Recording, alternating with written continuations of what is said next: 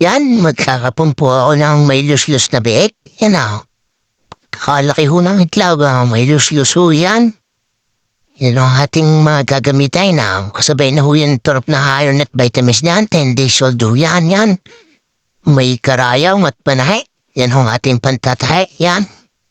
Sisimula na ho natin. Punasan muna po natin ang alcohol. Kapunas ho ng alcohol eh. Atin ang hiwain niya yung malaking iyan na ho. Iisa naman ho ay wala ho kasama man lang isang itlog yan na isa. Pero ho yung kasama na ho niyan ay mga bituka na. Yan ho, obla kaya. Ubrutin ho natin yan. Aw! Ganit Yan na. Yung naputol na. Hindi ko na ho yan makukuha. Yan na. Anyway, yung may kasama ng gayon ha. Anyway, binalik ko na. Baka ho yun ibito ka na. Punasan mo na ha. At tayan ho natin ang konti. Dahil ho yan lalabas ho ang bito ka pag hindi muna natin tatahian ang galate. Yan. Tatahian ko muna ho yan bago ho isprayan niya ng Combinex. Yan na. Tahian muna at siguraduhin ho hindi ho kasama ang bituka sa pagtahay dahil ako nang una-una ay napasama ay patay ho ang biyay. Lumaki naman nang nagtagal ng konti kaso namatay din. Yung pala kasama ho ang bituka sa akin pagtahay nung ho ako'y bago-bago pala nagawa ng ganyan.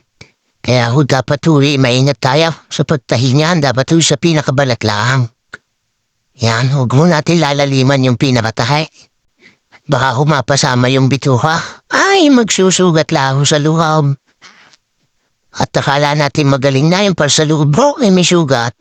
Gano'n ang nangyari sa akin. Una-una pala ako nagkakapon ng gayan. Akala ko huyo, okay?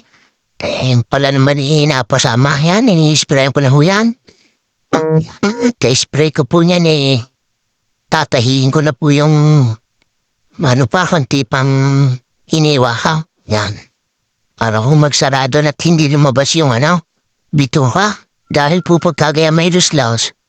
Nakaw! Ay nalabas yung bituka pag hindi niyo tinhayan ng gayaan. Makikita niyo. Laylay na ang bituka sa sahig. Kaya ho dapat, niyo ho yung tatahiyan. Pag ho gaya may mga luslaws. Hindi pwede hong walang tahiyan. Ay talagang lawlaw ho ang bituka. Dahil unang-una gayon ho akin. Ninuhin mo sa akin karanasan kaya ako tinatahi ko na ho ngayon yan. Yan. Tapos na ho yan. Tanda Ayan, okay na. Thank you for watching po.